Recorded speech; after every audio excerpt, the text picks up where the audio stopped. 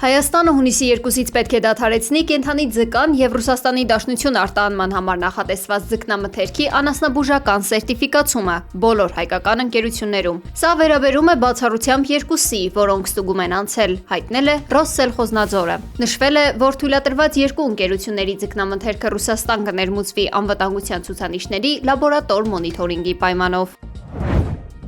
ԱՄՆ նախագահ Դոնալդ Թրամփը երկարաձգել է Ազատության աջակցության մասին ակտի 907-րդ փոփոխության կասեցումը։ Նա հուշագիր է ուղարկել Ադրբեջանի նախագահ Իլհամ Ալիևին։ Փաստաթուղթը թվագրված է 2025 թվականի օգոստոսի 8-ով։ Այնտեղ նշվում է, որ բացառման պահպանումը անհրաժեշտ է միջազգային ահաբեկչության դեմ պայքարի ԱՄՆ ջանքերին աջակցելու, ԱՄՆ զինված ուժերի և նրա դաշնակիցների գործառնական պատրաստվածությունն ապահովելու և Ադրբեջանի սահմանային անվտանգությունն ամրապնդելու համար։ Հատկապես ընդգծվում է, որ տրամադրվող օգնությունը չպետք է օգտագործվի Հայաստանի դեմ և չպետք է խոչընդոտի Բաքվի և Երևանի միջև խաղաղության գործընթացին։ Փաստաթղթում անձամբ Թրամփը մակագրել է. «Իլհամ, դու հրաշալի ես»։ Ի պատասխան Ադրբեջանի նախագահը շնորհակալություն է հայտնել Թրամփին, նշելով, որ բարձր է գնահատում այս մտածված և բարի ժեստը և մեծ հարգանքով է վերաբերվում դրան։ Այս բանաձևով ԱՄՆ կոնգրեսը 1992 թվականից արգելել էր Ադրբեջանի Հանրապետությանը ուղիղ օժանդակություն ցուցաբերել, իսկ 1996 թվականին ընդունվել էր դրույթ, որով ԱՄՆ նախագահին թույլատրվել էր մարդասիրական օգնություն տրամադրել։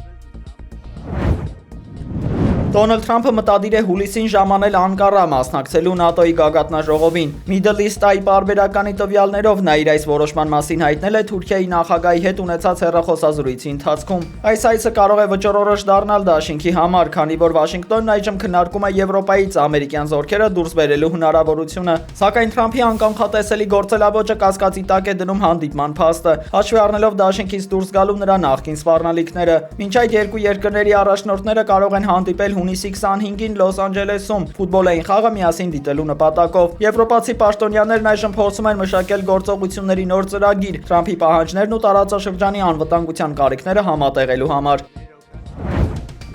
Դոնալդ Թրամփը հայտարարել է Իսրայելի և Հեզբոլլահի միջև կրակի դադարեցման մասին Բենյամին Նեթանյահուի և շարժման ներկայացուցիչների հետ ունեցած բանակցություններից հետո։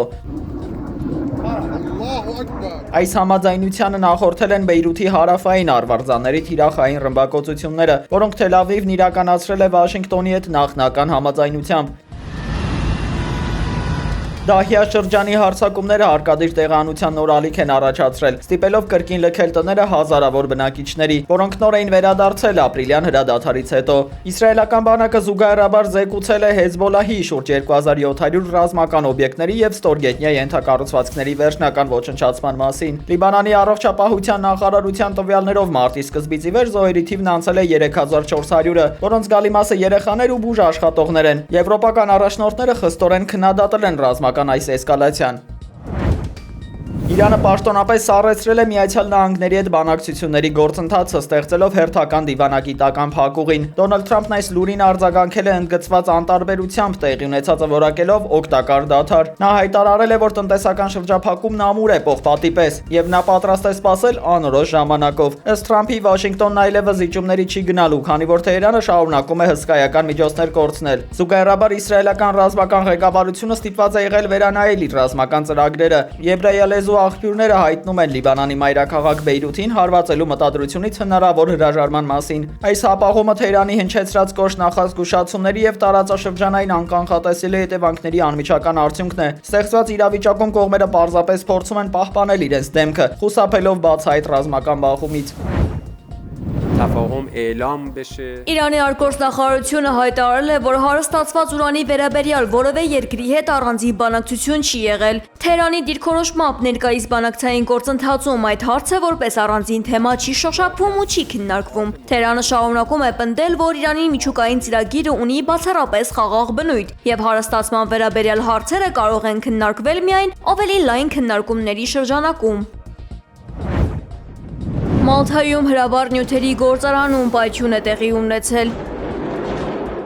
Դեպքի հետևանքով վնասվել են բնակելի շենքեր, մեքենաներ և մոտակա այլ կառույցներ։ Զոհերի մասին դեռևս տեղեկություններ չկան։